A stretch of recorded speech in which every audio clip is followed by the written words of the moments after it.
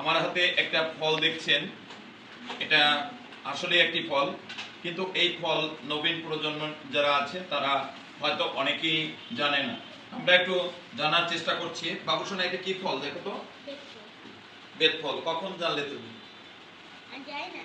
না না, তুমি কখন এই বেত ফল বললে কিভাবে? কেবল আঙ্কেল বলছে তাই আর এই ভাইয়া বলছে তাই? এই বেত ফল যে বললে, এটা কোথায় পেলে তুমি? তুমি কি আগে দেখেছো কখনো? আজকে দেখেছো তাই তো? তুমি কি দেখেছো? হ্যাঁ, আচ্ছা, এখানে তুমি দেখেছো? তুমি কি দেখেছো এটা? দেখেনি। তুমি দেখেছো এটা? খেয়েছো কখনো? আচ্ছা, খেতে চাও? হ্যাঁ, আজকে কিন্তু এই ওয়াদি ভাইয়ার আব্বু দিয়েছে। হ্যাঁ, তুমি কি এটা দেখেছো মা? কেউ দেখেনি। তার মানে আমরা এখানে যারা উপস্থিত আছি কেউ এই ফলটা শিশুরা দেখেনি। তার মানে বাবু কি আগে দেখেছিলে? মানে বাবা আগেও কিনে নিয়ে আসছিল তাই তো? আচ্ছা, ম্যাডাম আছে এখানে, ম্যাডামের কাছে প্রশ্ন করি। ম্যাডাম কি এই ফলটা দেখেছেন কখনো? এটা হলো আমাদের যে বেত দিয়ে যে ছাড়রা মারতো একটা সময়, সেই বেত গাছে এই ফলটা হয়। অর্থাৎ এটা হলো বেত ফল। কি এটা কি ফল? বেত ফল। তাহলে আজকে আঙ্কেল যে তোমাদের এই ফলটা খেতে দিবে, তোমরা কি আঙ্কেলকে কি থ্যাংক ইউ বলবে না? হ্যাঁ, আচ্ছা, তাহলে আমরা এই বেত ফল আসলে এখন শিশুরা বেতই চেনে না। আর এই বেত চাষটা আস্তে আস্তে কিন্তু অফ হয়ে গেছে। কারণ আগে যে বেতের শিল্পকর্ম ছিল, বেত থেকে যে নানান ধরনের কারুশিল্পের কাজ করতেন গ্রামের মানুষরা, এখন আর সেই ধরনের কারুশিল্পের কাজ খুবই কম হয়।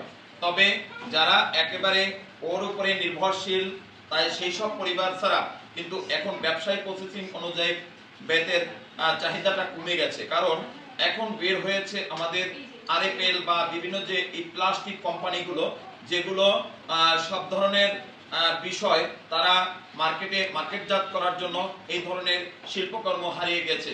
এবং আমাদের শিক্ষা ব্যবস্থায় প্রত্যেকটা স্কুলে আগে কমপক্ষে 5 পিস 6 পিস করে বেত থাকতো। তখনকার এই বেতের জন্য মূলত পড়াশোনা হতো। কারণ তখন ছিল যে যদি কেউ দুষ্টামি করে তখন ওই জোড়া বেতের বাড়ি দিবে ছাড়া, আবার যদি কম দুষ্টামি করে তাহলে দেখা যায় একটা বেতের বাড়ি দিবে।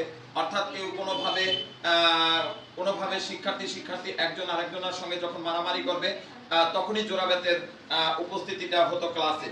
কারণ এটা শিক্ষার্থীর তখনই সেটা আসলে পাওনা হয়ে যাইতো যে জোড়া বেতের মায়ের তখন তারা কিন্তু দিত। এজন্য শিক্ষার্থীরা কিন্তু দুষ্টামি করলেও তার লিমিটেশন ছিল। কিন্তু এখনকার বর্তমানে কিন্তু বেত উঠে গিয়ে এই লিমিটেশনটা কিন্তু এখন আমাদের অনেক সময় পরাণহানিরও বিষয় হয়ে দাঁড়ায়। দেখি যে শিক্ষার্থীরা খুব কম বয়সের শিক্ষার্থীরাই কিন্তু বন্ধু বান্ধব একটু সাধারণ বিষয় নিয়েই স্কুলে বসে, শিক্ষা প্রতিষ্ঠানে বসে যে ধরনের বিষয়টা অল্প একটা ক্ষুদ্র বিষয় নিয়ে কিন্তু একটা বৃহৎ একটা সৃষ্টি হয়। তো বেতটা উঠানোটা আমি মনে করি একজন শিল্পী হিসেবে মোটেই উচিত হয়নি। এটি প্রচলন বন্ধ হয়ে আজকে আমাদের শিক্ষা ব্যবস্থা, আমাদের নবীন প্রজন্মরা মানে আসলে তারা কিভাবে হয়েছে, কেমন হয়েছে, এটা অভিভাবকরাই আপনারাই বিবেচনা করবেন। তো কথায় আসি, এই বেত ফলটা আজকে আমাদের শিক্ষার্থীদের কাছে আমরা তাদের কাছে পৌঁছে দিব। তারা সবাই এটাই খাবে এবং তাদের এটার যে স্বাদ, এই স্বাদটিও তারা তাদের কাছ থেকে আমরা জানবো।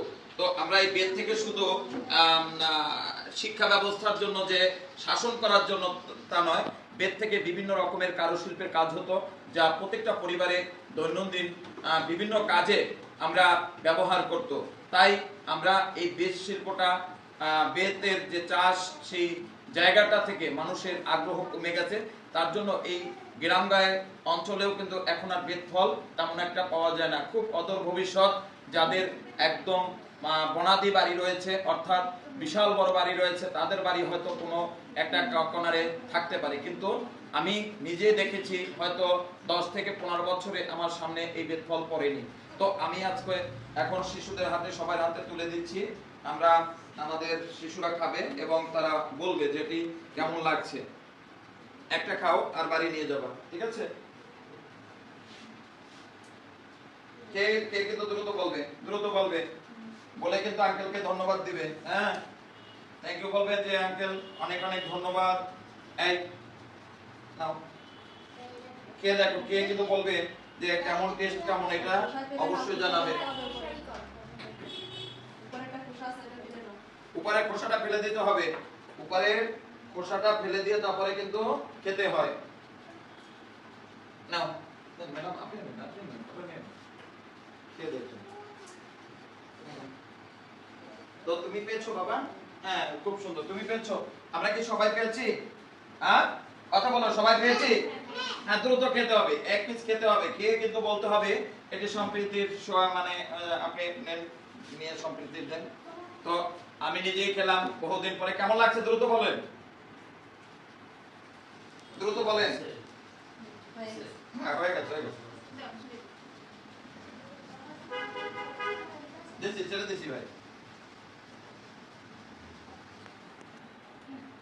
ভিতরে একটা বিসি আছে, ওই বিসি সবাই খেয়ে না। টক লাগে? আমাদের যে আঙ্গুর ফল বা আপেল, এই ধরনের ফলে কি থাকে?